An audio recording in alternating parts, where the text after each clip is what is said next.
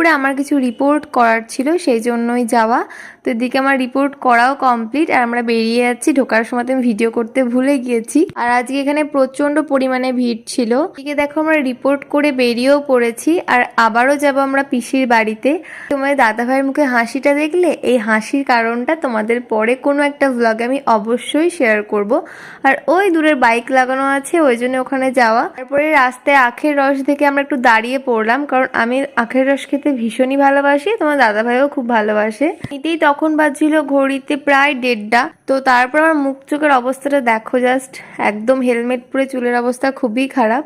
তাই camera on করে ফার্স্টে চুলটা ঠিক করে নিচ্ছিলাম, দেন আমরা আখের রসটা খেয়ে সোজা চলে গেছিলাম পিসির বাড়ি। আর এদিকে আমার অলরেডি খাওয়া শেষ। তারপর আমার মনে পড়েছি আজকে আমি ভ্লগ করছি, ভিডিও করা হয়নি। খাওয়া কমপ্লিট। আর এদিকে দেখো কুকিকে পি খাইয়ে দিচ্ছে, আর লক্ষ্মী মেয়ের মতো চুপচাপও খেয়ে নিচ্ছে। ও এমনি চারিদিকে ফেলেও না, ছেটায়ও না, আর ও দই দিয়ে ভাত খেতে বেশি পছন্দ করে। তারপর আমরা কিছুক্ষণ রেস্ট নিয়ে দেখো রেডি হয়ে নিয়েছি আর আমরা বাড়ি যাওয়ার জন্য বেরোবো।